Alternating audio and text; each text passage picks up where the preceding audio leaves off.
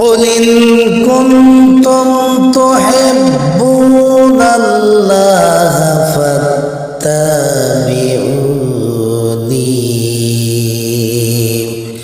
يحببكم الله ويغفر لكم ذنوبكم والله غفور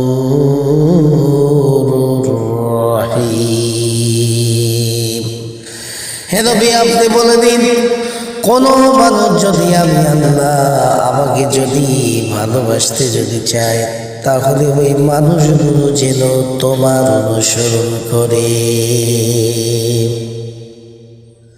আমার ভাইরা, আমার বন্ধুরা, আমার আল্লাহর হাবিব একজন সাহাবী নবীজিকে প্রশ্ন করলেন, ইয়া রাসূলুল্লাহ, ইয়া হাবিবাল্লাহ, আমরা আপনার অনুসরণ কেন করব? সঙ্গে সঙ্গে নবীজির উপরে ওহী নাযিল হয়ে গেল। নবীজি কোরআনুল কারীমের আয়াত তেলাওয়াত করে জবাব দিচ্ছেন, ইন্নী রাসূলুল্লাহি ইলাইকুম জামিআন।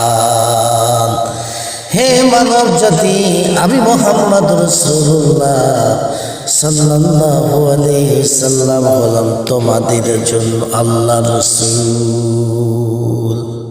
এই জন্য তোমরা আমার অনুসরণ করবে।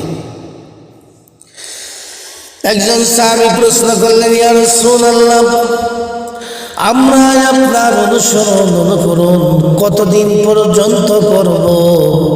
সঙ্গে সঙ্গে নবীজি কোরআনুল কারীমের আয়াত তেলাওয়াত করে জবাব দিচ্ছেন, হাত্তা ইয়ালতিয়াল ইয়াকিন, যতক্ষণ পর্যন্ত তোমার মৃত্যু না হবে ততদিন পর্যন্ত তোমরা আমার অনুসরণ করবে। আমার ভাইরা, আমার বন্ধুরা, আমার কেউ যদি নবীকে প্রশ্ন করে এমনি করে দারুণ দোয়াতে আল্লাহ নবীজিকে কাফেরেরা বিভিন্নভাবে প্রশ্ন করলেন, আল্লাহর নবীজিকে বলেন, ইয়া মুহাম্মদ ইবনে আব্দুল্লাহ, হে আব্দুল্লাহর বেটা মুহাম্মদ রাসূলুল্লাহ সাল্লাল্লাহু আলাইহি সাল্লাম, আমরা বুঝতে পারলাম মৃত্যু পর্যন্ত আমরা তোমার অনুসরণ করব, কিন্তু তোমার অনুকরণ করলে আমাদের কি হবে? সঙ্গে সঙ্গে আল্লাহর নবীজি কোরআনুল কারীমের আয়াত তেলাওয়াত করে মানুষগুলোদেরকে জবাব দিয়ে দিলেন, ওয়ায়াগফিরু লাকুম যুনুবাকুম ওয়াল্লাহু গফুরুর রহিম।